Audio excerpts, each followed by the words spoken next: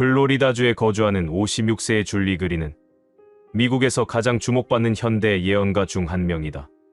그녀는 2021년부터 본격적으로 예언 사역을 시작했으며 특히 정치적 사건들에 대한 정확한 예언으로 유명해졌다.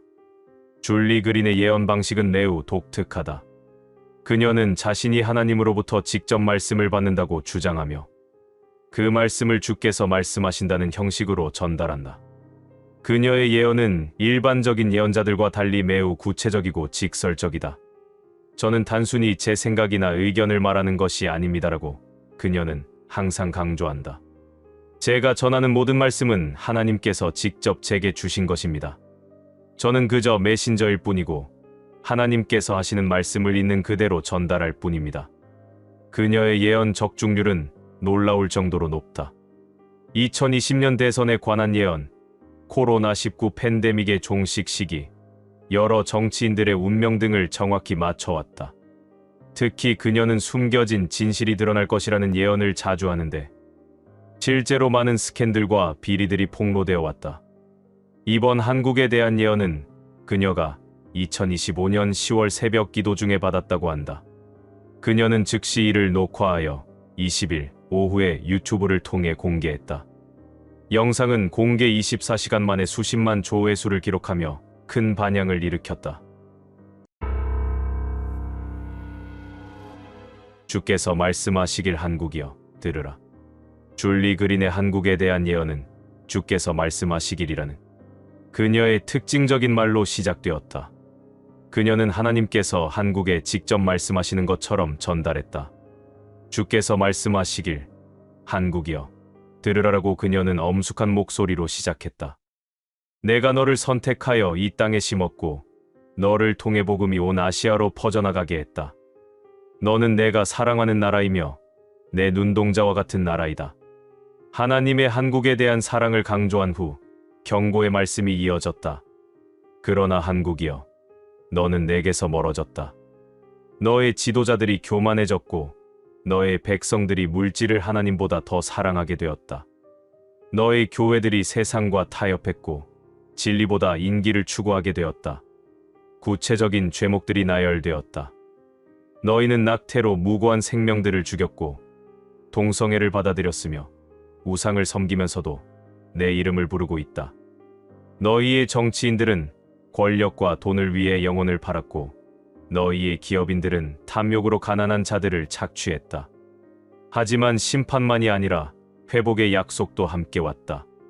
그러나 나는 너를 버리지 않을 것이다. 오히려 이제 너를 정련하고 깨끗하게 할 것이다. 11월부터 시작될 일들은 심판처럼 보이겠지만 실제로는 치유의 과정이다. 썩은 것을 도려내고 새살이 돋아나게 하는 과정이다. 시기에 대해서도 구체적으로 언급되었다.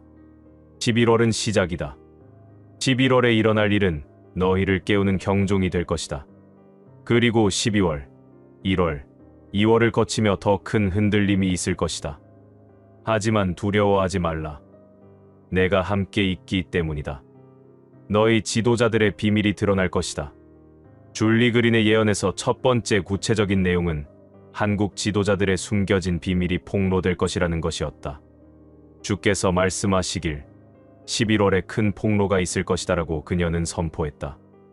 너희 정치 지도자들이 숨겨온 비밀들이 하나하나 드러나기 시작할 것이다. 그들이 국민을 속이고 법을 어기고 권력을 남용한 모든 것이 백일화에 드러날 것이다. 폭로의 방식에 대해서도 구체적으로 묘사되었다. 이것은 언론을 통해 나오지 않을 것이다. 왜냐하면 너희 언론도 부패했기 때문이다. 대신 이것은 내부 고발자들을 통해, SNS를 통해, 그리고 우연처럼 보이는 사건들을 통해 드러날 것이다. 폭로될 내용들에 대해서도 암시했다. 너희는 충격을 받을 것이다. 너희가 존경하던 사람들이 실제로는 어떤 사람들인지 알게 될 것이다. 뇌물, 성적 스캔들, 외국 세력과의 결탁, 국가 기밀 유출. 이 모든 것이 드러날 것이다. 특별히 한 인물에 대한 언급도 있었다. 특별히 한 사람이 주목받을 것이다. 그는 지금 숨어 있지만 11월에 다시 사람들 앞에 나타날 것이다. 그리고 그를 둘러싼 진실과 거짓이 충돌하면서 한국 전체가 혼란에 빠질 것이다. 하지만 이것이 궁극적으로는 좋은 것이라고 강조했다. 이 폭로는 고통스럽겠지만 필요한 것이다. 썩은 것을 도려내지 않으면 온몸이 썩기 때문이다. 이 과정을 통해 한국은 더 깨끗하고 투명한 나라가 될 것이다. 경제의 거짓 번영이 무너질 것이다. 줄리 그린의 예언에서 두 번째 주요 내용은 한국 경제에 관한 것이었다. 그녀는 현재의 경제 호황이 거짓이며 곧 진실이 드러날 것이라고 경고했다. 주께서 말씀하시길 너희 경제를 보라라고 그녀는 말했다. 겉으로는 번창하는 것처럼 보이지만 속은 텅 비어 있다. 마치 겉만 화려한 무덤과 같고 페인트 칠만 새로 한 썩은 집과 같다. 경제 지표의 허구성에 대해 지적했다. 너희의 경제 지표들은 조작되었다. 주가는 인위적으로 부양되었고 성장률은 빚으로 만들어진 것이다. 실업률은 축소 발표되었고 물가는 실제보다 낮게 계산되었다. 이 모든 거짓말이 11월부터 하나씩 드러나기 시작할 것이다. 부채 위기에 대해서도 경고했다. 가장 큰 문제는 빚이다. 가계부채, 기업부채, 정부부채가 모두 감당할 수 없는 수준에 도달했다. 이것이 11월 말이나 12월 초에 폭발할 것이다. 어떤 큰 기업이나 금융기관이 파산하면서 도미노처럼 무너지기 시작할 것이다. 부동산 시장의 붕괴에 대해서도 예언했다. 너희의 부동산 시장은 거품이다. 실제 가치의 몇 배로 부풀려져 있다. 이 거품이 터지면서 많은 사람들이 하루아침에 재산을 잃게 될 것이다. 특히 빚을 내서 집을 산 사람들이 큰 어려움을 겪을 것이다. 주식시장에 대해서도 경고했다. 주식시장도 급락할 것이다. 코스피가 한때 1500 아래로 떨어질 것이고 많은 개인 투자자들이 큰 손실을 입을 것이다. 하지만 이것은 필요한 조정이다. 거짓 번영을 청산하고 건강한 경제를 만들기 위해서는 이 과정이 필요하다. 교회여, 회개하라. 줄리 그린의 예언에서 가장 강렬한 부분은 한국 교회에 대한 책망이었다. 그녀는 하나님께서 한국 교회의 타락을 강하게 질책하신다고 전했다. 주께서 말씀하시길 한국 교회여 너희는 내 이름을 욕되게 했다라고 그녀는 엄숙하게 선포했다. 너희는 복음을 전한다고 하면서 번영신학을 가르쳤고 사랑을 말하면서 세상을 심판했으며 겸손을 설교하면서 교만하게 살았다. 대형교회 목회자들에 대한 직접적인 책망이 이어졌다. 너희 대형교회의 목회자들을 보라. 그들은 양떼를 돌보는 목자가 아니라 양털을 깎는 사업가가 되었다. 헌금으로 호화로운 생활을 하고 권력자들과 유착하며 세습으로 교회를 사유화했다. 교회의 정치화에 대해서도 비판했다. 너희는 교회를 정치 집회장으로 만들었다.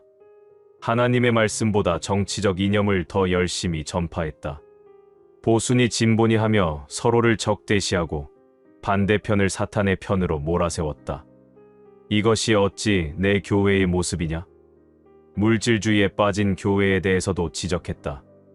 너희는 축복이라는 이름으로 탐욕을 정당화했다. 헌금을 많이 하면 부자가 된다고 가르치며 가난한 자들을 믿음이 없다고 정죄했다. 이것은 복음이 아니라 사기다. 하지만 심판만이 아니라 회개의 기회도 주어졌다. 그러나 아직 늦지 않았다. 11월부터 시작될 흔들림을 통해 너희가 회개한다면 나는 너희를 다시 세울 것이다. 진정한 목자들을 일으킬 것이고 순수한 복음을 회복시킬 것이다. 구체적인 변화의 징조에 대해서도 언급했다.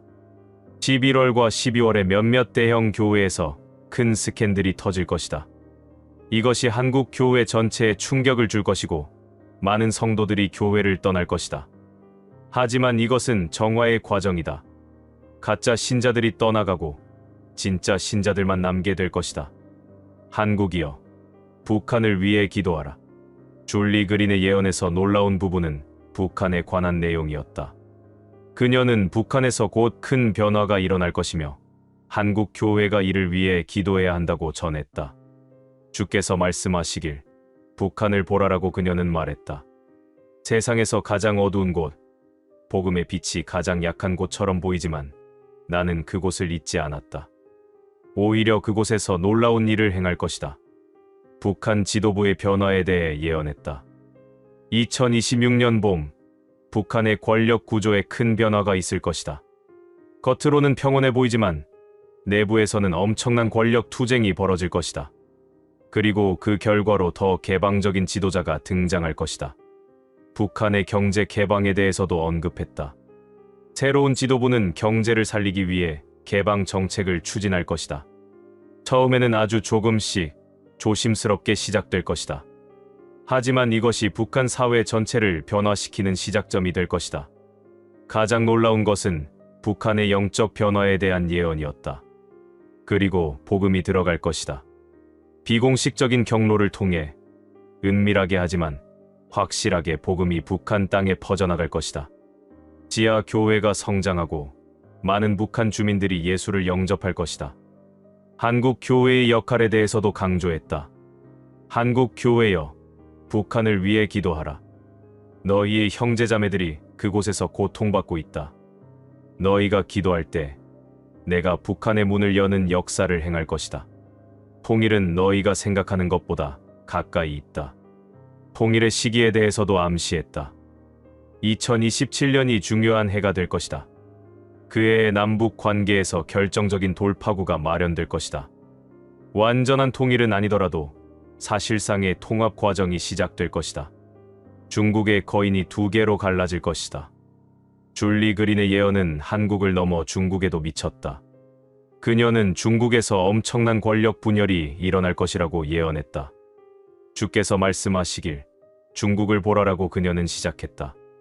하나의 거대한 용처럼 보이는 나라, 세계를 삼킬 것 같은 힘을 가진 것처럼 보이는 나라. 하지만 그 용이 곧 둘로 쪼개질 것이다. 권력 분열의 시작에 대해 예언했다. 2026년 초부터 중국 공산당 내부에서 심각한 분열이 시작될 것이다. 표면적으로는 드러나지 않지만 물밑에서는 치열한 권력 투쟁이 벌어질 것이다. 두 개의 강력한 파벌이 형성되어 서로 경쟁할 것이다. 현 지도자의 퇴장에 대해서도 언급했다. 현재 중국을 이끄는 지도자가 2026년 중반쯤 실질적인 권력을 잃게 될 것이다. 공식적으로는 여전히 자리에 있을지 모르지만 실제 권력은 다른 사람들의 손에 넘어갈 것이다. 군부의 역할 증대에 대해서도 예언했다. 군부가 더 큰 영향력을 갖게 될 것이다. 특히 두세 명의 강력한 장군들이 등장하여 국가를 실질적으로 통제할 것이다. 이들은 이전 지도자보다 더 실용적이고 개방적일 것이다. 중국의 경제 정책 변화에 대해서도 언급했다. 경제 정책이 크게 바뀔 것이다. 국가 통제를 줄이고 시장의 자유를 확대할 것이다. 이것이 단기적으로는 혼란을 가져오지만 장기적으로는 중국 경제를 더 건강하게 만들 것이다. 한국에 미칠 영향에 대해서도 설명했다. 이러한 중국의 변화는 한국에게 기회가 될 것이다.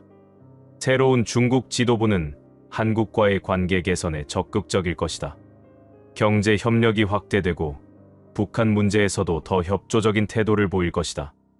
일본의 여왕이 일어날 것이나 그녀의 시간은 짧으리라. 줄리 그린의 예언에서 일본에 관한 부분은 매우 극적이었다. 그녀는 일본의 여성 총리가 탄생하지만 비극적 운명을 맞을 것이라고 예언했다. 주께서 말씀하시길 일본을 보라라고 그녀는 말했다. 오랫동안 남성들이 지배해온 나라, 전통과 관습에 얽매인 나라. 하지만 2026년 초에 큰 변화가 일어날 것이다. 한 여성이 일어나 그 나라를 이끌게 될 것이다. 여성 총리의 등장 배경에 대해 설명했다. 일본의 기존 정치 시스템이 무너지면서 완전히 새로운 인물이 필요하게 될 것이다. 그때 한 여성 정치인이 등장하여 국민들의 마음을 사로잡을 것이다. 그녀는 변화와 개혁을 약속하며 특히 젊은 세대와 여성들로부터 열렬한 지지를 받을 것이다. 그녀의 성품에 대해서도 묘사했다. 그녀는 매우 강인하고 결단력 있는 사람이다. 동시에 국민들의 고통을 이해하고 공감하는 능력도 가지고 있다. 처음에는 많은 사람들이 그녀를 존경하고 따를 것이다. 하지만 비극적 운명에 대한 경고가 이어졌다. 그러나 그녀의 시간은 짧을 것이다. 2년을 채우지 못할 것이다. 자연재해가 그녀를 삼킬 것이다. 재해의 성격에 대해서도 구체적으로 예언했다. 2027년 가을, 일본의 역사상 가장 큰 재해가 닥칠 것이다. 땅이 갈라지고 바다가 육지를 삼키며 불이 하늘에서 쏟아질 것이다. 이것은 결코 약한 자연재해가 아니다. 이것은 일본의 과거 죄악에 대한 심판이다. 여성 총리의 최후에 대해서도 언급했다. 그녀는 국민을 구하려다가 자신이 희생될 것이다. 재해 현장을 직접 방문하려다가 사고를 당할 것이다. 그녀는 순교자처럼 기억될 것이고 일본 국민들은 오랫동안 그녀를 애도할 것이다. 일본의 땅이 정화될 것이다. 줄리 그린은 일본의 재해가 단순한 자연현상이 아니라 영적 의미를 가진다고 강조했다. 그녀는 이것이 일본의 과거 죄악을 씻어내는 과정이라고 해석했다. 주께서 말씀하시길 일본이 과거에 행한 악을 기억하라라고 그녀는 말했다.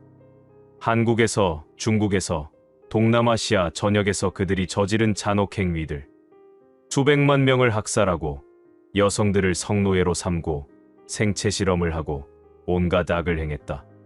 과거사에 대한 일본의 태도를 지적했다. 그런데 그들은 진정으로 회개하지 않았다. 입으로는 사과한다고 하면서도 마음으로는 부인하고 역사를 왜곡하며 전범들을 영웅처럼 섬기고 있다. 이것이 하늘의 분노를 일으켰다. 재해의 영적 의미에 대해 설명했다. 2027년의 재해는 이러한 죄악을 씻어내는 과정이다. 고통스럽고 비극적이지만 이것은 일본이 진정으로 새로워지기 위해 반드시 거쳐야 할 과정이다. 땅이 정화되고 사람들의 마음이 정화될 것이다.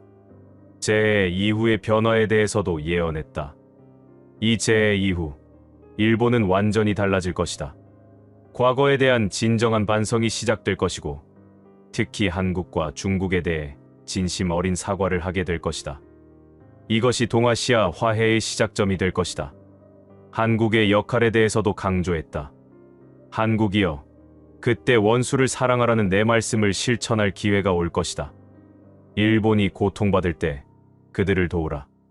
과거의 상처에도 불구하고 그들에게 손을 내밀라. 이것이 진정한 기독교 정신이며 이를 통해 한국이 더 큰 축복을 받을 것이다.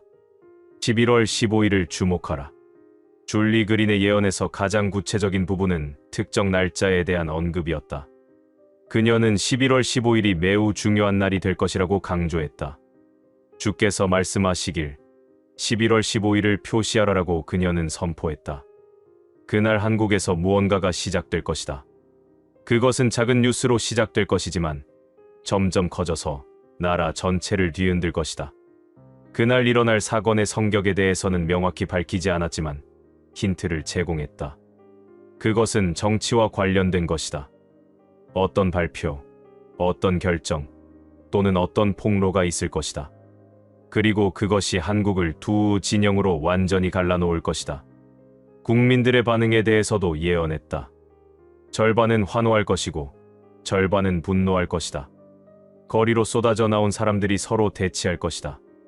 SNS는 논쟁으로 가득 찰 것이다.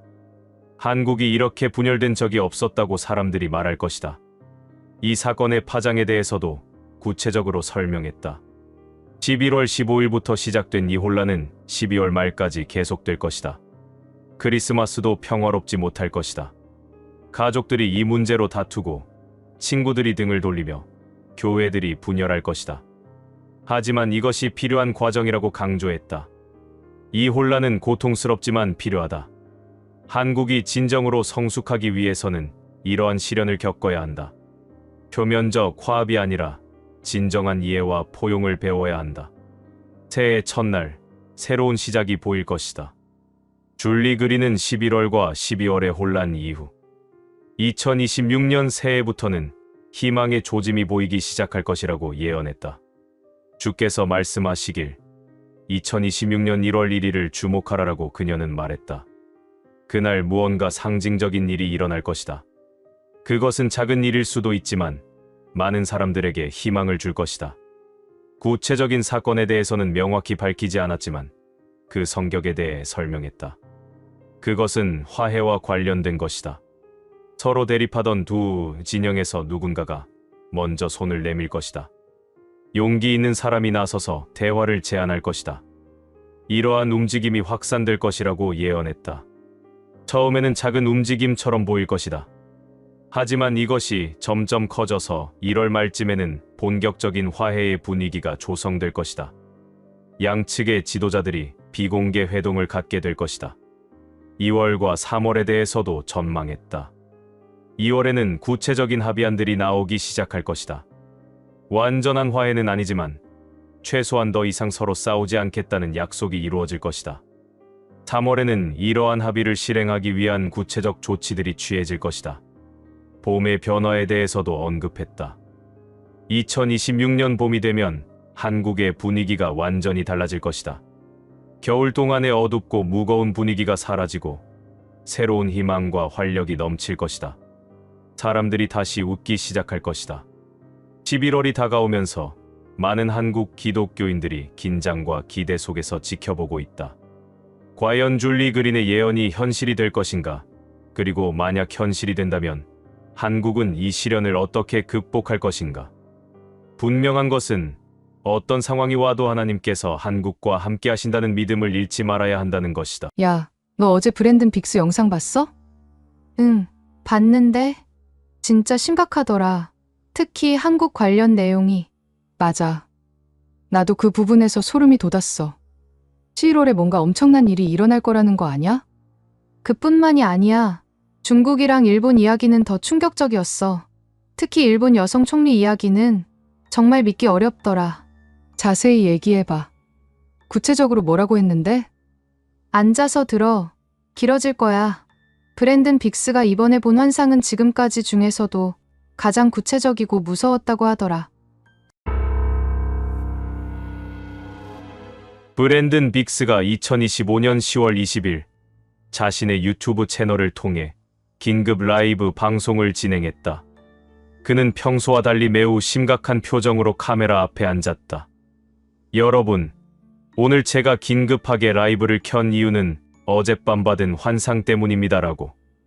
그는 떨리는 목소리로 시작했다. 저는 예언 사역을 해오면서 수많은 환상을 봤지만 어젯밤의 환상만큼 생생하고 절박했던 적은 없었습니다. 특히 한국, 중국, 일본 세 나라에 대한 환상이 동시에 왔는데 이것이 단순한 우연이 아니라는 것을 깨달았습니다. 브랜든 빅스는 환상이 시작된 시각까지 정확히 기억하고 있었다. 어젯밤 정확히 새벽 3시 33분에 잠에서 깼습니다. 그리고 눈을 뜨자마자 천장이 아니라 동아시아 지도가 보였습니다. 한국, 중국, 일본이 각각 다른 색깔로 빛나고 있었는데 한국은 붉은색과 파란색으로 반으로 갈라져 있었고 중국은 어두운 회색으로 변하고 있었으며 일본은 점점 희미해지고 있었습니다. 그는 이 환상이 11월부터 시작될 일련의 사건들을 예고하는 것이라고 확신했다고 밝혔다. 하나님께서 저에게 11월을 주목하라고 3번 말씀하셨습니다. 11월은 동아시아 역사에서 매우 중요한 전환점이 될 것이며 특히 한국에서 일어날 일은 전 세계에 충격을 줄 것입니다. 브랜든 빅스는 또한 이번 예언을 공개하는 것에 대해 깊은 고뇌가 있었다고 고백했다. 솔직히 이런 내용을 공개하는 것이 두렵습니다. 많은 사람들이 상처받을 수도 있고 제가 거짓 예언자로 낙인 찍힐 수도 있습니다. 하지만 이것이 하나님의 음성이라는 확신이 들었고 사람들이 미리 준비할 수 있도록 알려야 한다는 사명감을 느꼈습니다. 그는 이번 예언이 단순한 경고가 아니라 변화를 위한 준비 기간을 주시는 하나님의 자비라고 해석했다. 하나님께서는 심판하시기 전에 항상 경고하십니다. 노아 시대에도 소돔과 고모라 때도 마찬가지였습니다. 이번 예언도 동아시아 사람들에게 회개하고 준비할 기회를 주시는 것입니다. 브랜든 빅스의 한국에 대한 예언은 11월에 일어날 정치적 사건에 집중되어 있었다. 그는 이 사건이 한국을 완전히 둘로 갈라놓을 것이라고 경고했다. 환상 중에 한국의 국회의사당을 보았습니다라고 그는 상세히 묘사했다. 그런데 그 건물이 정확히 가운데에서 갈라지고 있었습니다. 한쪽에서는 붉은 깃발을 든 사람들이, 다른 쪽에서는 파란 깃발을 든 사람들이 서로를 향해 소리를 지르고 있었습니다. 그 소리가 너무 커서 건물 전체가 흔들릴 정도였습니다. 그는 이 분열의 원인이 될 사건에 대해서도 구체적인 힌트를 제공했다. 11월 중순, 아마도 15일에서 20일 사이에 한국 정치권에서 폭탄 같은 발표가 있을 것입니다. 이것은 기존의 정책 발표나 인사 문제가 아닙니다. 한국의 정치 체제 자체를 흔드는 헌법적 차원의 중대한 결정이 될 것입니다. 이 결정에 대한 국민들의 반응이 극명하게 갈릴 것이라고 예언했다. 국민의 정확히 절반은 이를 민주주의의 승리로 볼 것이고 나머지 절반은 헌정 질서의 파괴로 볼 것입니다. 그리고 양쪽 모두 자신들이 절대적으로 옳다고 확신하며 상대방을 용납할 수 없다고 생각할 것입니다. 가장 우려스러운 것은 이 분열이 단순히 정치적 의견 차이를 넘어선다는 점이었다. 이것은 더 이상 보수와 진보의 대립이 아닙니다. 이것은 서로 다른 두 개의 한국이 하나의 영토에 존재하게 되는 것과 같습니다. 각자가 생각하는 정의와 민주주의의 개념 자체가 완전히 다르기 때문입니다. 거리 시위의 격화에 대해서도 구체적으로 예언했다. 11월 말부터 12월 초까지 한국의 주요 도시, 특히 서울에서 대규모 시위가 연일 계속될 것입니다. 낮에는 한쪽 진영이, 밤에는 다른 쪽 진영이 거리를 점령할 것입니다. 경찰은 이를 통제하는데 한계를 보일 것이고 일부 지역에서는 물리적 충돌이 발생할 수도 있습니다. 언론의 역할에 대해서도 비판적으로 언급했다. 언론은 이 분열을 치유하기는커녕 오히려 부채질할 것입니다. 각 언론사가 자신의 정치적 성향에 따라 완전히 다른 방식으로 같은 사건을 보도할 것이고 이것이 국민들의 혼란을 더욱 가중시킬 것입니다. 브랜든 빅스가 본 환상 중 가장 역설적인 부분은 한국 경제에 관한 것이었다. 그는 표면적으로는 경제가 성장하는 것처럼 보이지만 실제로는 내부에서 붕괴가 진행되고 있다고 경고했다. 환상 중에 화려한 건물을 보았습니다라고 그는 시작했다. 그 건물은 밖에서 보면 매우 웅장하고 아름다웠습니다. 네온 사인이 번쩍이고 사람들이 드나들며 활기차 보였습니다. 하지만 건물 안으로 들어가 보니 기둥과 벽에 금이 가 있었고 기초가 흔들리고 있었습니다. 언제든지 무너질 수 있는 상태였습니다. 그는 이 건물이 현재 한국 경제를 상징한다고 해석했다. 한국의 주요 경제 지표들은 11월과 12월에도 계속 좋아 보일 것입니다. GDP 성장률, 수출 증가율, 주가지수 등이 모두 긍정적인 수치를 보일 것입니다. 정부는 이를 경제가 잘 돌아가고 있다는 증거로 선전할 것입니다. 하지만 실제 내부에서는 심각한 문제들이 누적되고 있다고 경고했다. 겉으로 보이는 성장은 대부분 빚으로 만들어진 것입니다. 가계부채와 기업부채, 그리고 정부 부채가 모두 위험 수준에 도달하고 있습니다. 하지만 정치적 혼란 때문에 아무도 이 문제에 주목하지 않습니다. 가장 심각한 것은 젊은 세대의 경제적 절망이라고 강조했다. 젊은 세대들은 아무리 열심히 일해도 집 한 채 마련할 수 없다는 절망감에 빠져 있습니다. 그들의 분노와 좌절이 11월의 정치적 혼란과 맞물리면서 사회 전체를 더욱 불안정하게 만들 것입니다. 금융시장의 불안정성에 대해서도 예언했다. 11월 말이나 12월 초에 금융시장에서 일시적 패닉이 발생할 수 있습니다. 특정 금융기관의 부실이 드러나거나 대형 부동산 프로젝트가 파산하는 등의 사건이 발생할 것입니다. 정부는 재빨리 개입하여 진화할 것이지만 이것이 더 큰 위기의 전조라는 것을 아는 사람은 많지 않을 것입니다. 브랜든 빅스는 11월과 12월의 혼란이 2026년에는 본격적인 경제 위기로 폭발할 것이라고 예언했다. 그는 이것이 1997년 IMF 위기 이후 가장 심각한 경제 위기가 될 것이라고 경고했다. 2026년 1분기부터 한국 경제의 진짜 모습이 드러나기 시작할 것입니다라고 그는 말했다. 더 이상 빚으로 성장을 유지할 수 없게 되면서 경제 지표들이 급격히 악화될 것입니다. 실업률이 치솟고 기업 도산이 급증하며 주가가 폭락할 것입니다.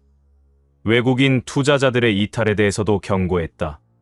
외국인 투자자들이 한국의 정치적 불안정과 경제적 문제를 깨닫고 자금을 빼기 시작할 것입니다. 이것이 환율 급등과 주가 폭락으로 이어질 것입니다.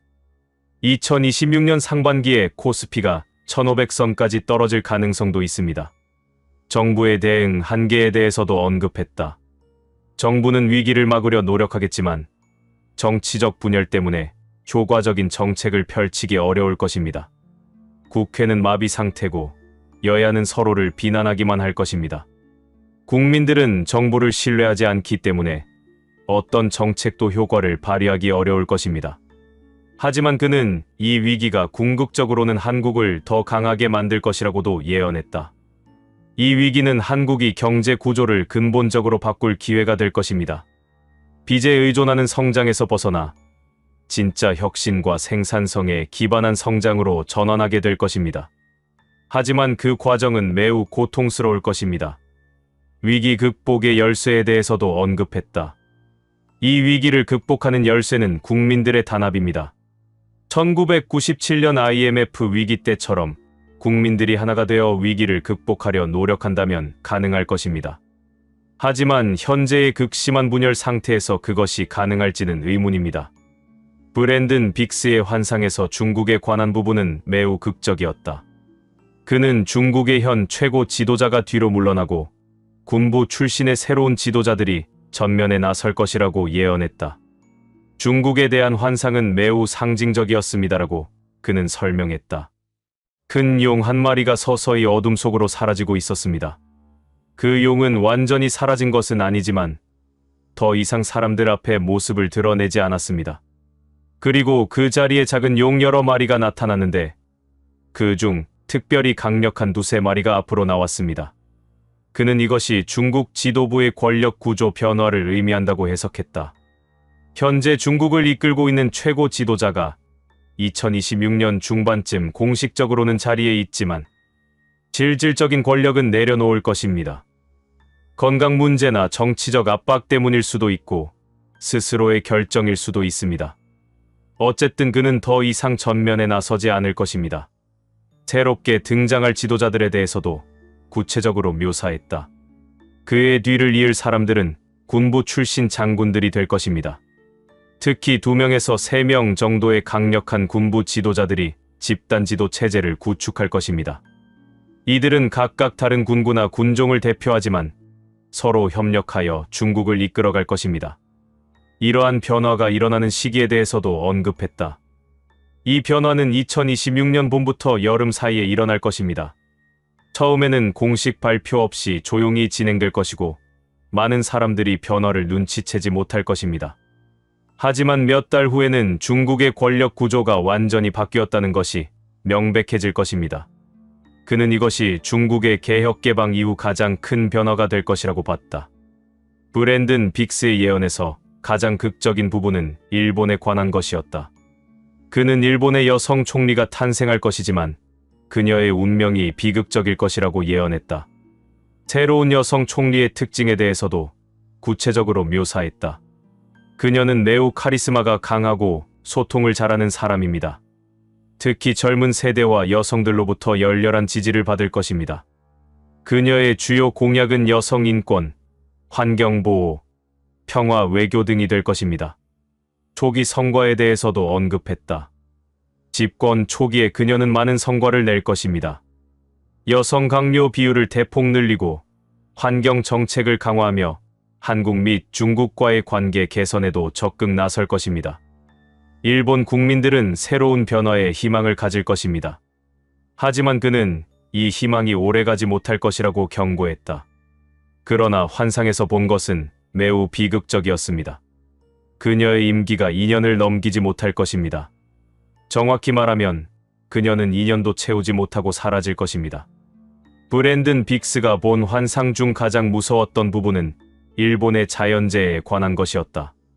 그는 이것이 일본 역사상 가장 큰 재앙이 될 것이라고 경고했다.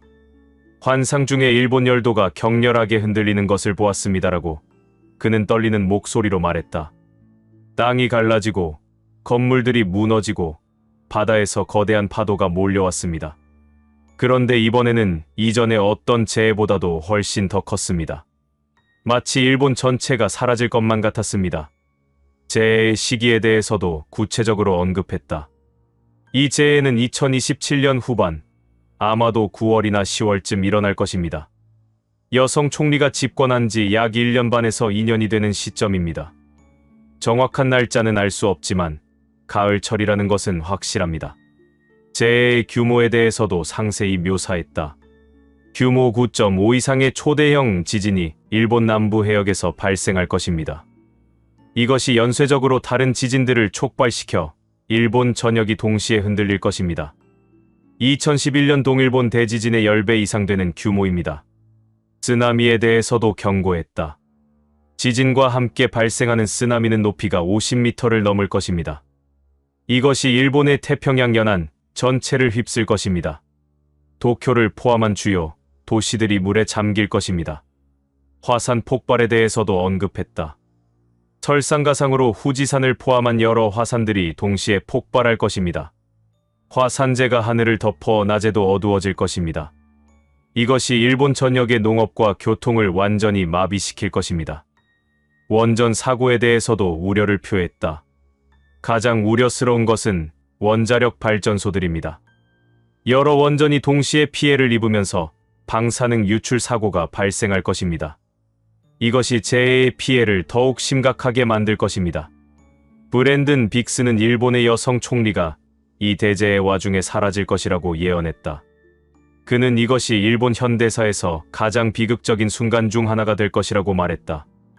브랜든 빅스는 대재해 이후 일본이 어떻게 될 것인지에 대해서도 예언했다. 그는 일본이 두 가지 가능한 미래 중 하나를 맞게 될 것이라고 했다.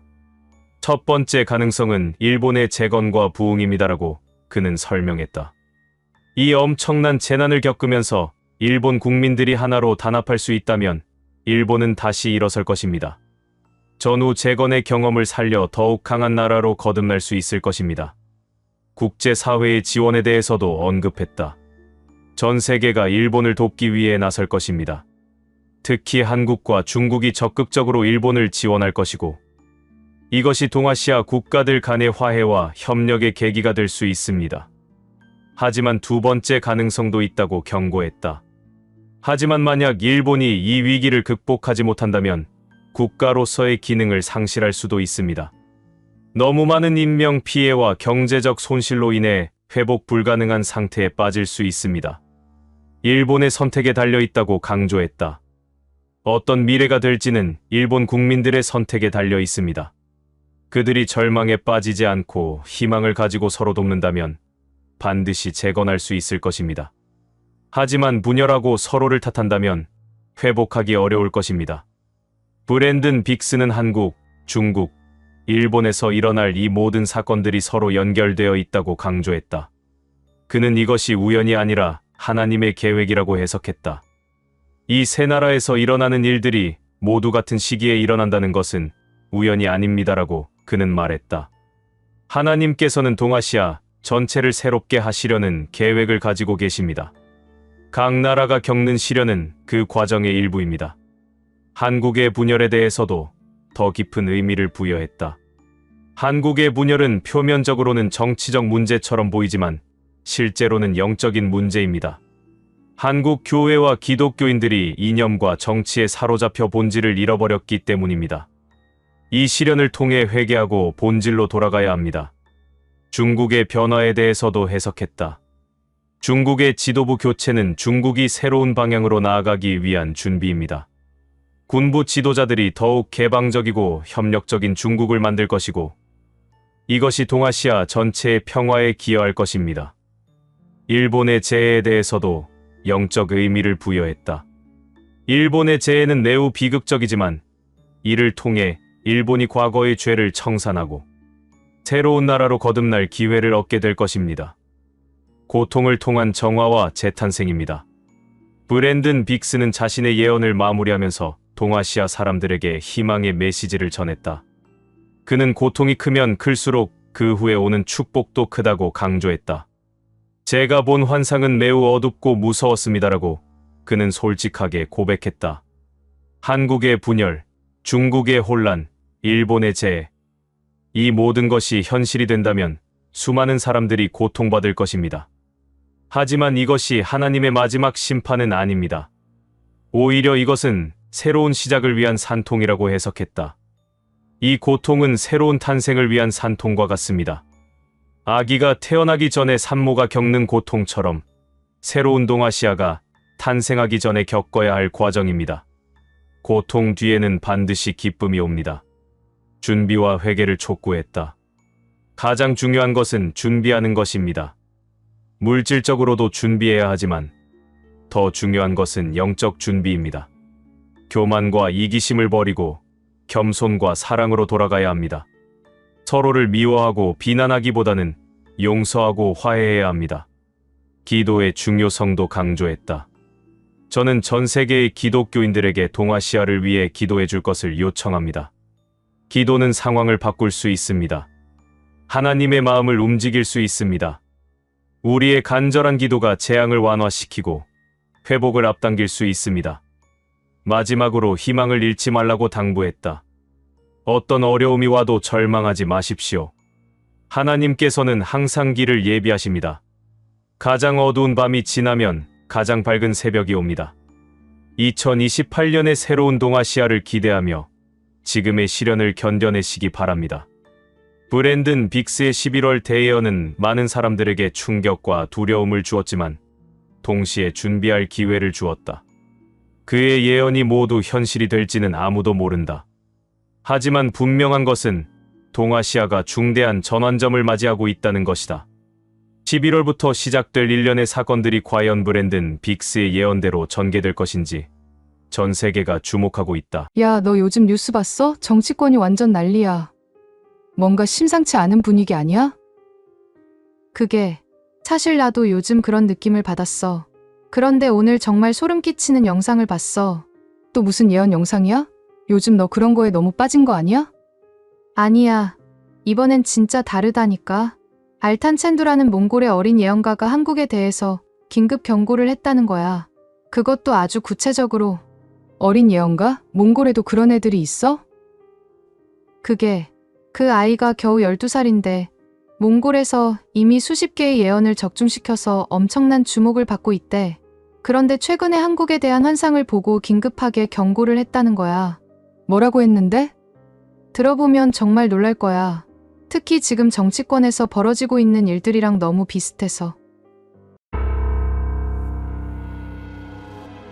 몽골 고비 사막 인근의 작은 유목민 마을에서 2013년에 태어난 12세 소년 알탄 첸두는 현재 몽골에서 가장 주목받는 어린 예언가다.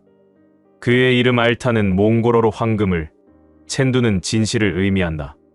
즉, 황금같이 귀한 진실을 전하는 자라는 뜻이다.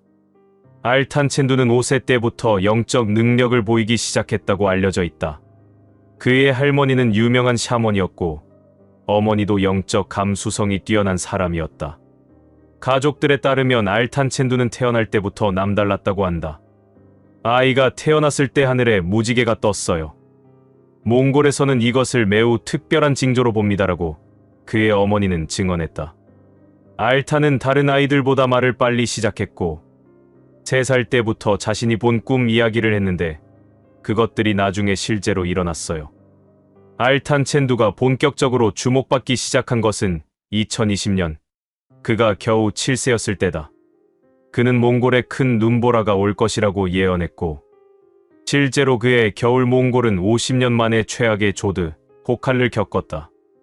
이후 그의 예언들은 놀라운 적중률을 보이며 몽골 전역에 알려지게 되었다. 저는 자기 전에 항상 기도를 해요.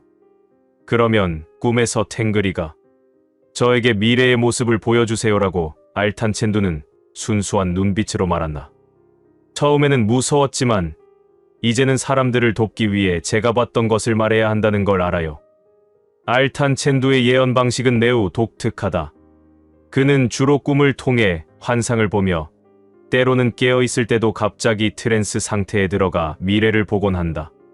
그의 예언은 매우 구체적이고 생생하며 어린아이가 만들어낼 수 없는 수준의 디테일을 담고 있다. 놀라운 예언 적중의 연속. 알탄 첸두가 몽골 내에서 신동 예언가로 불리게 된 이유는 그의 짧은 생애에도 불구하고 이미 수십 개의 예언을 적중시켰기 때문이다. 2021년 8세였던 그는 몽골의 한 광산에서 큰 사고가 일어날 것이라고 예언했다.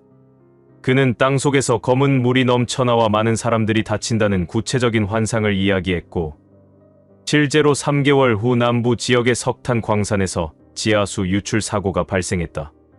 2022년에는 몽골 수도 울란바토르에서 큰 화재가 일어날 것을 예언했다.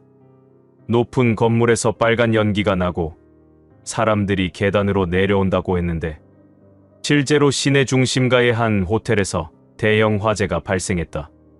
2023년에는 몽골 정치 지도자의 변화를 예언했다.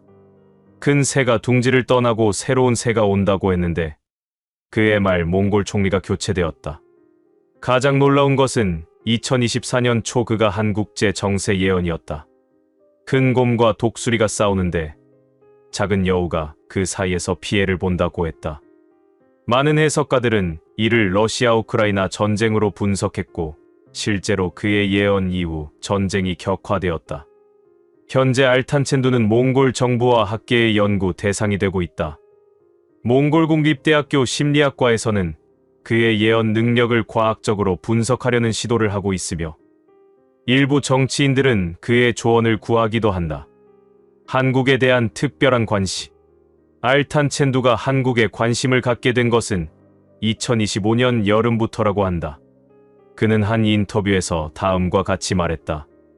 여름방학 때 할머니가 한국 드라마를 보고 계셨어요. 저는 별 관심이 없었는데 갑자기 화면 속 한국 사람들이 울고 있는 모습이 보였어요. 그런데 드라마에서는 아무도 울고 있지 않았어요. 그때부터 한국에 대한 꿈을 자주 꾸게 되었어요. 그의 어머니도 이를 확인해 주었다. 알탄이 밤에 자주 깨서 한국에 대해 이야기했어요. 동쪽 나라 사람들이 슬퍼하고 있어요. 그들이 서로 싸우고 있어요 라고 말했죠. 처음에는 그냥 꿈인 줄 알았는데 너무 자주 반복되어서 걱정이 되었어요. 알탄첸두는 한국어를 전혀 모르지만 한국 지도를 보면서 특정 지역들을 손으로 가리키곤 한다. 여기가 뜨거워요. 여기서 큰 소리가 들려요 라고 말하며 서울과 주요 도시들을 정확히 짚어내곤 한다.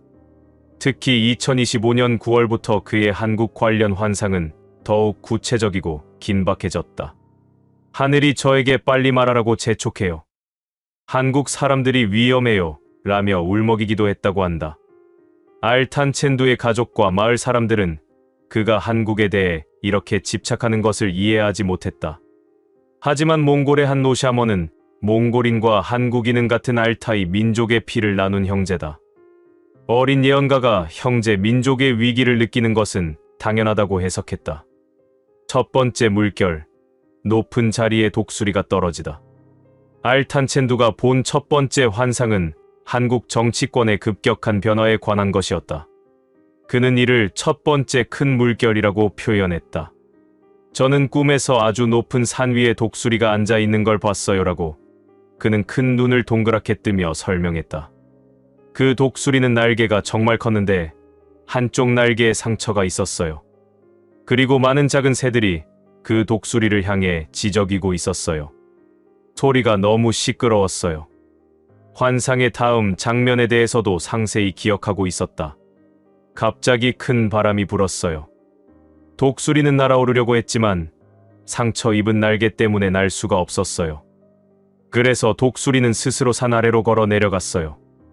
그리고 높은 자리는 비어버렸어요. 알탄첸두는 이 환상의 의미를 다음과 같이 해석했다. 독수리는 높은 자리에 있는 사람이에요. 왕이나 대통령 같은 사람이요. 날개의 상처는 그 사람이 다쳤다는 뜻이에요. 작은 새들의 소리는 많은 사람들이 그 사람에게 화가 났다는 거예요. 시기에 대해서도 구체적으로 언급했다. 이건 추운 계절이 끝나갈 때 일어나요.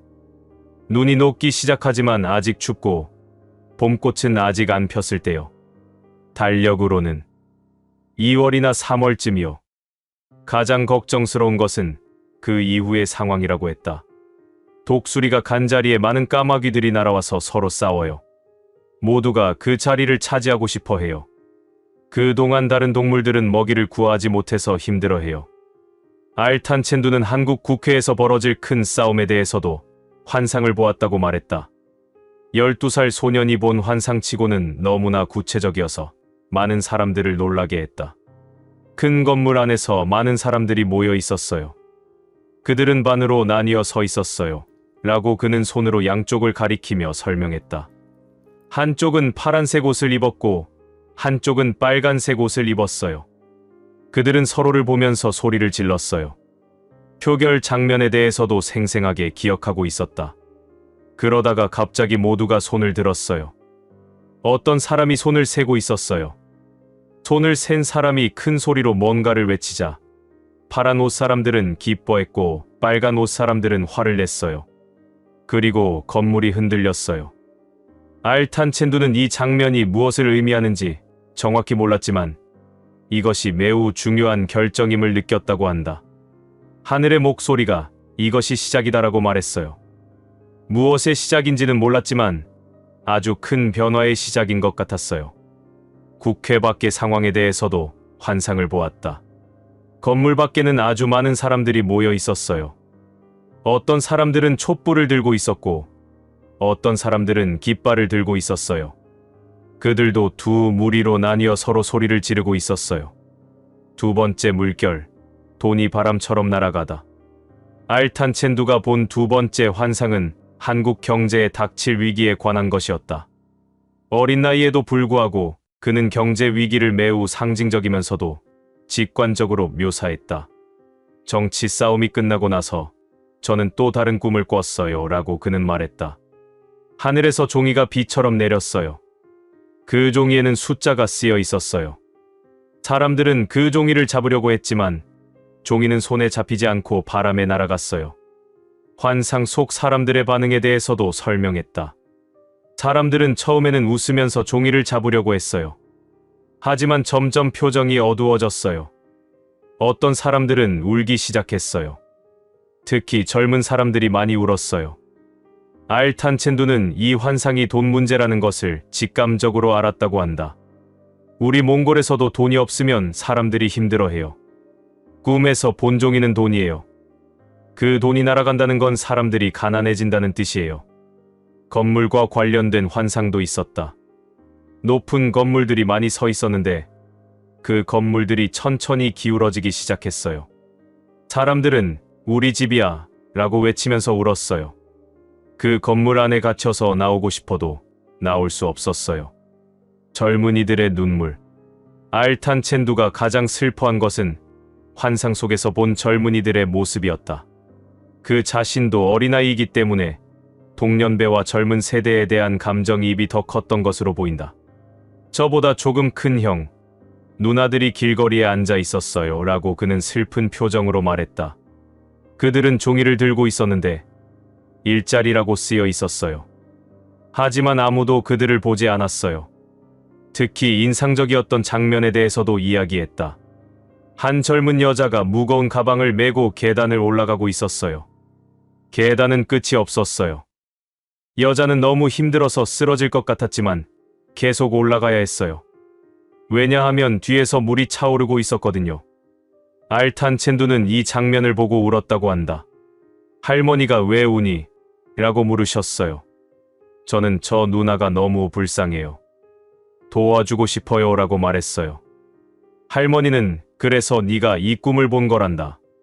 사람들에게 알려서 미리 준비하게 해야 한다고 말씀하셨어요. 부모 세대와 젊은 세대의 갈등에 대해서도 환상을 보았다. 나이 많은 사람들과 젊은 사람들이 서로 등을 돌리고 있었어요. 나이 많은 사람들은 우리가 이 나라를 만들었다고 말했고 젊은 사람들은 우리는 미래가 없다고 말했어요.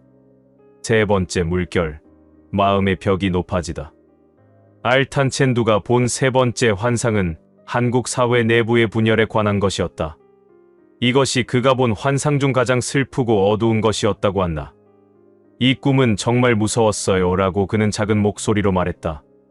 사람들 사이에 높은 벽이 생기기 시작했어요. 처음에는 작은 벽이었는데 점점 높아지고 두꺼워졌어요. 사람들은 서로를 볼 수 없었어요. 가족 간의 분열에 대해서도 환상을 보았다. 한 집에서 가족들이 저녁을 먹고 있었어요. 하지만 벽 때문에 서로 얼굴을 볼 수 없었어요. 할아버지는 한쪽에, 아빠는 다른 쪽에, 엄마는 또 다른 쪽에 있었어요. 아이는 혼자 울고 있었어요. 학교와 직장에서의 분열도 보았다. 학교에서 아이들이 두 팀으로 나뉘어 싸우고 있었어요. 선생님이 말려도 아이들은 듣지 않았어요. 회사에서도 어른들이 두 팀으로 나뉘어 일하지 않고 싸우기만 했어요. 가장 슬픈 장면에 대해서도 이야기했다. 한 남자와 여자가 결혼식을 올리고 있었어요. 하지만 남자 쪽 가족과 여자 쪽 가족이 서로 다른 방에 앉아 있었어요. 신랑 신부는 가운데 서서 울고 있었어요. 알탄첸두는 현대 기술을 잘 모르는 몽골 시골 소년이지만 인터넷과 소셜미디어의 문제를 상징적으로 포착했다. 꿈에서 이상한 거울들이 많이 있었어요. 라고 그는 설명했다. 사람들은 그 거울을 보고 있었는데 거울마다 다른 모습이 비쳤어요. 어떤 거울에는 진실이 보였지만 대부분의 거울에는 거짓이 보였어요. 하지만 사람들은 어떤 거울이 진짜인지 몰랐어요. 사람들이 거울 소셜미디어에 빠져드는 모습도 묘사했다. 사람들은 거울만 보고 있어서 앞을 보지 못했어요. 그래서 서로 부딪히고 넘어졌어요. 어떤 사람은 거울 속으로 들어가서 나오지 못했어요. 가짜뉴스의 확산에 대해서도 상징적으로 표현했다. 까마귀들이 사람들 주위를 날아다니며 계속 지저귀고 있었어요. 까마귀들의 소리는 모두 달랐어요. 어떤 까마귀는 불이야 라고 했고 어떤 까마귀는 도둑이야 라고 했어요. 사람들은 혼란스러워하며 이리저리 뛰어다녔어요. 알탄첸두의 예언이 모두 어두운 것만은 아니었다. 그는 절망적인 상황 속에서도 희망의 빛을 보았다고 말했다. 3번의 큰 파도가 모두 지나간 후 밤이 왔어요 라고 그는 말했다. 아주 깜깜한 밤이었어요. 사람들은 무서워하며 서로를 찾았어요. 그때 북쪽 하늘에서 별 하나가 밝게 빛나기 시작했어요. 그 별의 빛에 대해서도 상세히 설명했다. 그 별빛은 아주 부드럽고 따뜻했어요. 빛이 닿는 곳마다 싸우던 사람들이 싸움을 멈췄어요. 그리고 서로를 바라보기 시작했어요. 처음에는 낯선 표정이었지만 곧 너 내 친구였잖아? 라는 표정이 되었어요. 알탄첸두는 이 별이 북한과 관련이 있다고 직감했다. 북쪽에서 빛이 왔으니까 북한이에요. 할머니가 북한은 한국의 형제인데 오랫동안 못 만났다고 말씀하셨어요. 그 형제가 어려울 때 도와주러 오는 것 같아요. 북한의 변화에 대해서도 환상을 보았다. 닫혀있던 큰 문이 천천히 열렸어요. 문 뒤에는 같은 얼굴을 가진 사람들이 있었어요. 그들도 우리를 보고 싶어 했어요. 처음에는 서로 조심스러웠지만 곧 손을 잡았어요. 알탄첸두는 모든 위기가 정점에 달하고 새로운 시작이 오는 시기를 2027년으로 보았다. 어린 나이에도 불구하고 그는 매우 구체적인 시기를 언급했다. 하늘이 제게 숫자를 보여줬어요 라고 그는 말했다. 2027이라는 숫자가 하늘에 크게 떠 있었어요. 그 아래에서 해가 떠올랐어요. 새로운 아침이 온 거예요. 2027년에 일어날 변화들에 대해서도 환상을 보았다. 그 해에는 모든 게 바뀌기 시작해요. 싸우던 사람들이 손을 잡기 시작하고 닫혔던 문들이 열리고 슬퍼하던 사람들이 웃기 시작해요. 특히 남북 관계에 대해서는 구체적인 장면을 보았다. 남쪽과 북쪽 사람들이 한강에서 함께 물을 마시는 장면을 봤어요. 그들은 같은 물을 마시며 우리는 형제였구나라고 말했어요. 그리고 함께 집을 짓기 시작했어요. 경제 회복에 대해서도 희망적인 전망을 했다. 날아갔던 종이들이 다시 돌아오기 시작했어요. 하지만 이번에는 사람들이 종이를 혼자 가지려고 하지 않았어요. 서로 나눠 가졌어요. 그래서 모두가 행복했어요. 알탄첸두는 인터뷰의 마지막에 한국 국민들에게 직접 메시지를 전했다. 12살 소년의 순수한 말이었지만 그 안에는 깊은 지혜가 담겨 있었다. 한국 사람들에게 말하고 싶어요. 라고 그는 진지한 표정으로 말했다. 싸우지 마세요. 서로 미워하지 마세요. 여러분은 모두 한 가족이에요. 같은 땅에서 태어나고 같은 하늘을 보고 같은 음식을 먹잖아요. 어린이다운 순수한 해결책도 제시했다. 우리 몽골에서는 사람들이 싸우면 같이 차를 마셔요. 차를 마시며 이야기하면 화가 풀려요. 한국 사람들도 함께 밥을 먹으면서 이야기해 보세요. 배가 부르면 화도 줄어들어요. 가장 중요한 메시지는 희망을 잃지 말라는 것이었다. 어두운 밤이 와도 무서워하지 마세요. 밤이 지나면 아침이 와요. 항상 그래요. 하늘은 여러분을 사랑해요. 그래서 제게 이 꿈을 보여준 거예요. 미리 준비하라고요. 알탄 첸두의 할머니이자 유명한 샤머닌 바야르마도 손자의 예언에 대해 의견을 밝혔다. 알탄은 특별한 아이입니다. 라고 그녀는 말했다. 저도 평생 샤먼으로 살았지만 알탄처럼 어린 나이에 이렇게 구체적인 환상을 보는 것은 처음 봅니다. 이는 하늘이 한국에 특별한 메시지를 전하고 싶어 한다는 뜻입니다. 한국에 대한 예언의 의미에 대해서도 설명했다. 한국은 지금 매우 중요한 기로에 서 있습니다. 잘못된 선택을 하면 큰 어려움이 오지만 올바른 선택을 하면 놀라운 미래가 펼쳐질 것입니다. 알탄의 예언은 경고이자 희망의 메시지입니다. 몽골과 한국의 연결에 대해서도 언급했다. 몽골인과 한국인은 먼 옛날 같은 조상에서 나왔습니다. 피는 물보다 진합니다. 형제가 어려울 때 다른 형제가 도와야 하는 것은 당연합니다. 알탄이 한국의 미래를 보는 것도 이런 혈연적 연결 때문입니다. 알탄 첸두의 예언이 과연 현실이 될지는 시간이 증명할 것이다. 하지만 12살 몽골 소년의 순수한 눈을 통해 본 한국의 모습은 우리에게 많은 것을 생각하게 한다. 그의 예언은 복잡한 정치 이론이나 경제 분석이 아니다. 그것은 순수한 마음으로 본 인간 사회의 본질적인 문제들이다. 분열, 갈등, 불신, 그리고 그것을 극복하는 화해, 협력, 사랑. 알탄 첸두는 마지막으로 이렇게 말했다. 저는 한국에 가보고 싶어요.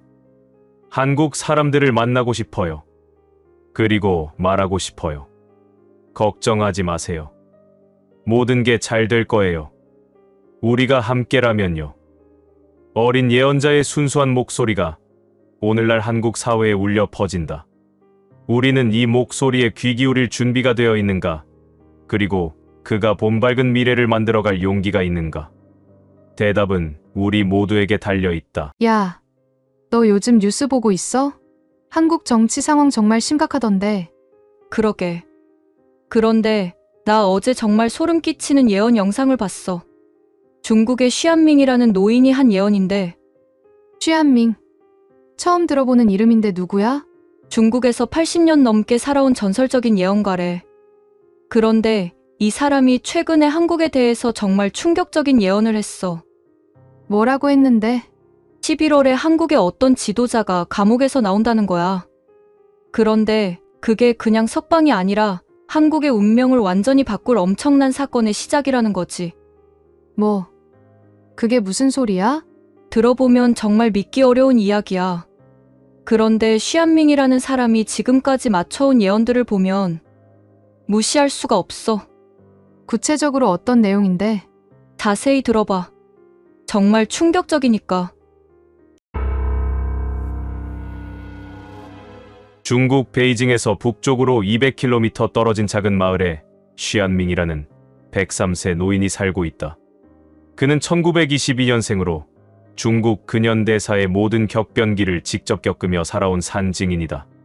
하지만 그가 세상에 알려진 것은 단순히 장수 때문이 아니라 그가 가진 놀라운 예언 능력 때문이다.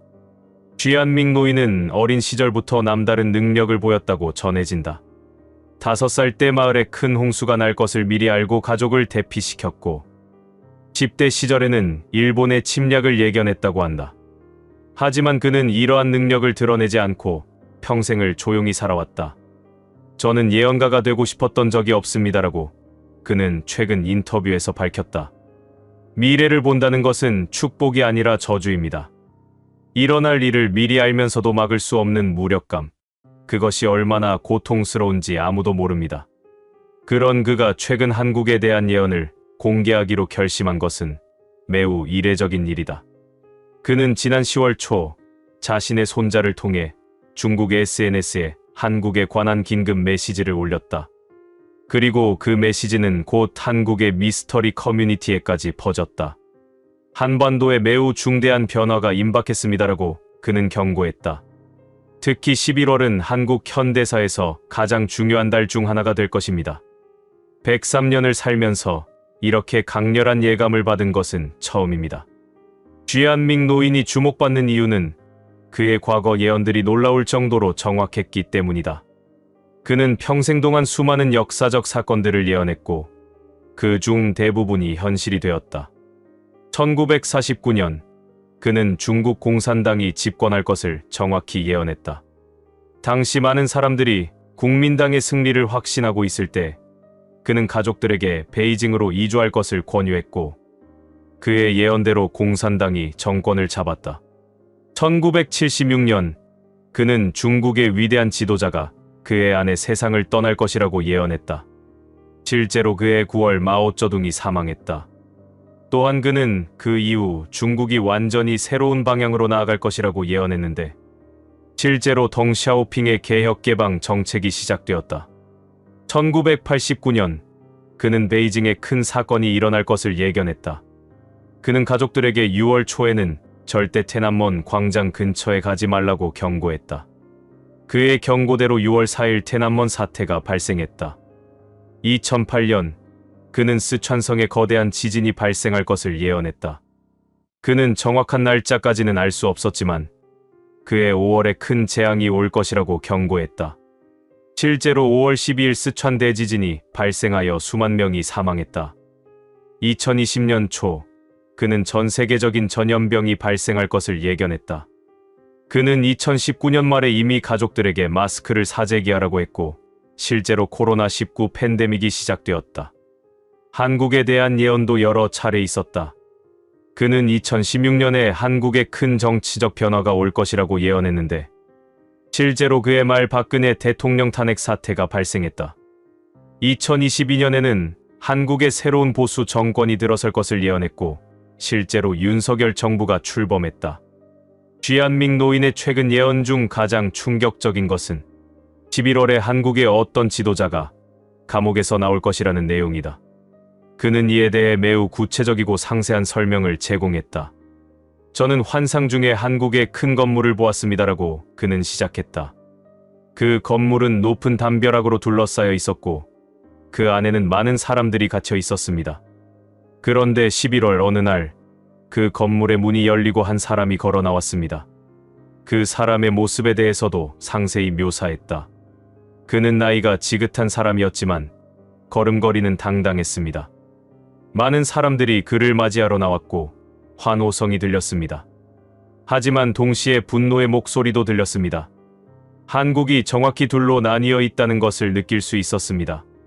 가장 중요한 것은 이 석방이 가지는 의미였다. 이 사람의 석방은 단순한 사법적 결정이 아닙니다라고 그는 강조했다. 이는 한국 정치의 큰 전환점이 될 것이며 이를 계기로 한국 사회가 완전히 새로운 국면에 진입하게 될 것입니다. 석방의 정확한 날짜에 대해서는 명확하게 보이지 않는다고 했다. 11월 중순에서 말 사이로 보입니다. 아마도 15일에서 25일 사이가 될 것 같습니다. 정확한 날짜는 많은 요인들에 의해 결정될 것이고 아직 확정되지 않은 것 같습니다. 이 예언이 공개된 후 많은 사람들이 그가 말하는 지도자가 누구인지에 대해 추측하기 시작했다. 현재 한국에는 여러 전직 대통령과 정치인들이 수감되어 있거나 재판을 받고 있는 상황이다. 쥐안밍 노인은 구체적인 이름을 밝히지 않았지만 그의 묘사로 미루어 많은 사람들이 특정 인물을 떠올리고 있다.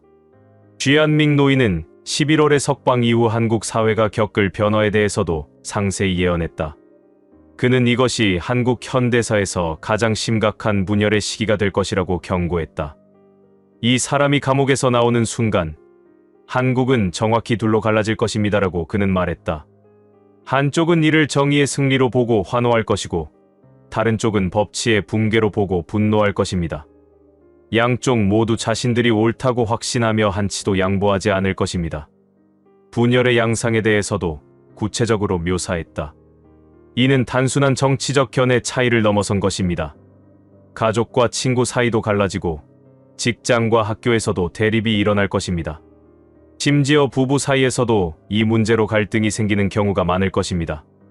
가장 우려스러운 것은 이 분열이 폭력으로 이어질 수 있다는 점이었다. 거리에서 대규모 시위와 집회가 연일 이어질 것입니다라고 그는 경고했다. 양측의 지지자들이 직접 충돌하는 상황도 발생할 수 있습니다. 경찰과 정부는 이를 통제하는 데 큰 어려움을 겪을 것입니다. 하지만 쉬안밍 노인은 이러한 혼란이 영원히 지속되지는 않을 것이라고 예언했다. 그는 12월에 놀라운 반전이 일어날 것이라고 했다. 12월 중순경 예상치 못한 사건이 발생합니다라고 그는 말했다. 이 사건은 분열된 양측 모두에게 큰 충격을 주며 그들로 하여금 대화와 타협의 필요성을 깨닫게 만들 것입니다. 그 사건의 구체적인 내용에 대해서는 명확하게 보이지 않는다고 했다. 하지만 그것은 매우 상징적인 사건이 될 것입니다. 아마도 자연재해, 대형 사고 또는 국제적 위기일 수도 있습니다. 중요한 것은 이 사건이 한국인들로 하여금 우리는 결국 하나라는 것을 상기시킨다는 점입니다. 이 사건을 계기로 대화의 물꼬가 트일 것이라고 예언했다. 양측의 지도자들이 비공개 회동을 갖게 될 것이고 거기서 새로운 합의가 도출될 것입니다. 이는 완전한 화해는 아니지만 최소한 더 이상의 폭력적 충돌을 막고 대화로 문제를 해결하자는 약속이 될 것입니다. 가장 놀라운 것은 감옥에서 나온 그 지도자의 역할이었다. 역설적이게도 분열의 상징이었던 그 사람이 화해의 중재자 역할을 하게 될 것입니다라고 그는 예언했다. 그는 자신을 지지하는 사람들에게 냉정함과 인내를 호소할 것이고 이것이 상황을 진정시키는 데 큰 역할을 할 것입니다. 2026년 봄, 새로운 정치 질서의 탄생. 쉬안밍 노인은 11월과 12월의 혼란을 거친 후 2026년 봄에 한국에 완전히 새로운 정치 질서가 만들어질 것이라고 예언했다. 2026년 3월이나 4월경 한국에서 전례 없는 정치적 합의가 이루어질 것입니다라고 그는 말했다. 이는 기존의 보수진보 구도를 뛰어넘는 새로운 형태의 정치 시스템이 될 것입니다. 새로운 시스템의 특징에 대해서도 설명했다. 더 이상 한 사람이 모든 권력을 독점하는 구조는 유지될 수 없을 것입니다. 대신 권력이 분산되고 다양한 정치 세력이 협력하는 연합체제가 만들어질 것입니다. 구체적인 형태에 대해서도 묘사했다. 환상 중에 3개의 기둥을 본 적이 있습니다. 각 기둥은 서로 다른 색깔과 모양을 가지고 있었지만 그들이 함께 하나의 지붕을 떠받치고 있었습니다. 이는 서로 다른 정치 세력이 협력하여 국가를 운영하는 모습을 상징하는 것 같았습니다. 감옥에서 나온 지도자의 역할에 대해서도 예언했다. 그는 새로운 체제에서 공식적인 권력을 갖지는 않을 것입니다. 하지만 그의 영향력은 여전히 클 것이고 그는 원로이자 조언자로서 중요한 역할을 할 것입니다. 국민들의 반응에 대해서도 언급했다. 처음에는 많은 사람들이 이 새로운 시스템에 회의적일 것입니다. 하지만 시간이 지나면서 이것이 기존의 어떤 시스템보다 효과적이라는 것을 깨닫게 될 것입니다. 특히 젊은 세대들이 이를 적극적으로 지지할 것입니다. 미국과의 관계에 대해서도 언급했다. 미국은 처음에 한국의 변화를 우려의 눈으로 볼 것입니다. 하지만 결국 새로운 한국 정부가 안정적이고 예측 가능한 파트너라는 것을 인식하게 될 것입니다. 한미 동맹은 유지되지만 그 성격이 좀 더 평등한 관계로 발전할 것입니다. 북한과의 관계 변화에 대해서도 희망적인 전망을 제시했다. 한국 내부의 정치적 안정이 이루어지면 남북 관계에서도 새로운 돌파구가 열릴 것입니다. 2026년 하반기부터 남북 간 대화가 재개될 가능성이 높습니다. 일본과의 관계에 대해서도 예언했다. 일본이 대규모 자연재해를 겪으면서 한국에 도움을 요청하게 될 것이고 이것이 한일 관계 개선의 계기가 될 것입니다. 과거사 문제도 점진적으로 해결의 실마리를 찾게 될 것입니다. 쉬안밍 노인은 11월의 석방이 한국 경제에 미칠 영향에 대해서도 상세히 예언했다. 그는 단기적으로는 부정적이지만 장기적으로는 긍정적일 것이라고 전망했다. 석방 직후 한국 경제는 큰 충격을 받을 것입니다라고 그는 경고했다. 주식 시장이 급락하고 환율이 치솟으며 외국인 투자자들이 자금을 회수할 것입니다. 특히 11월 말에서 12월 초가 가장 어려운 시기가 될 것입니다. 구체적인 수치에 대해서도 언급했다. 코스피 지수가 한때 3,000레로 떨어질 수 있고 달러 대비 원화 환율이 1,400원을 넘어설 가능성도 있습니다. 외국인들의 주식 순매도 규모가 수조 원에 달할 것입니다. 부동산 시장에 대해서도 예언했다. 부동산 시장도 큰 타격을 받을 것입니다. 매수 심리가 급격히 위축되고 급매물이 쏟아져 나올 것입니다. 특히 서울 강남 지역의 아파트 가격이 크게 하락할 것입니다. 하지만 그는 이것이 일시적 현상일 것이라고 강조했다. 12월의 대반전 이후 경제도 빠르게 회복될 것입니다. 오히려 이 위기가 한국 경제의 구조적 문제들을 해결하는 계기가 될 것입니다. 2026년 경제 전망에 대해서도 희망적으로 봤다. 2026년 봄부터 한국 경제는 새로운 성장 동력을 찾기 시작할 것입니다. 특히 신기술 분야에서의 혁신이 두드러질 것이고 이것이 경제 회복을 이끌 것입니다. 쥐안밍 노이는 11월 사건에서 한국 언론과 미디어가 어떤 역할을 할 것인지에 대해서도 예언했다. 그는 언론이 분열을 심화시킬 수도 화해를 도울 수도 있다고 강조했다. 언론은 이 사건을 어떻게 다루느냐에 따라 한국의 미래가 달라질 것입니다라고 그는 말했다. 만약 언론이 편향적이고 선정적인 보도를 계속한다면 사회 분열이 더욱 심화될 것입니다. 하지만 균형 잡히고 냉정한 보도를 한다면 국민들이 이성을 회복하는 데 도움이 될 것입니다. 보수 언론과 진보 언론의 대립에 대해서도 예언했다. 보수 언론과 진보 언론이 완전히 다른 방식으로 이 사건을 보도할 것입니다. 같은 사건을 두고 정반대의 해석과 평가가 나올 것입니다. 국민들은 어느 언론을 믿어야 할지 혼란스러워할 것입니다. 소셜미디어의 역할에 대해서도 언급했다. 소셜미디어에서는 더욱 격렬한 논쟁이 벌어질 것입니다. 가짜 뉴스와 허위 정보가 급속히 퍼지고 이것이 사회 혼란을 가중시킬 것입니다. 정부와 언론은 이에 대응하는 데 큰 어려움을 겪을 것입니다. 하지만 새로운 형태의 저널리즘도 등장할 것이라고 예언했다. 이러한 혼란 속에서 새로운 형태의 독립 언론과 팩트체크 조직들이 등장할 것입니다.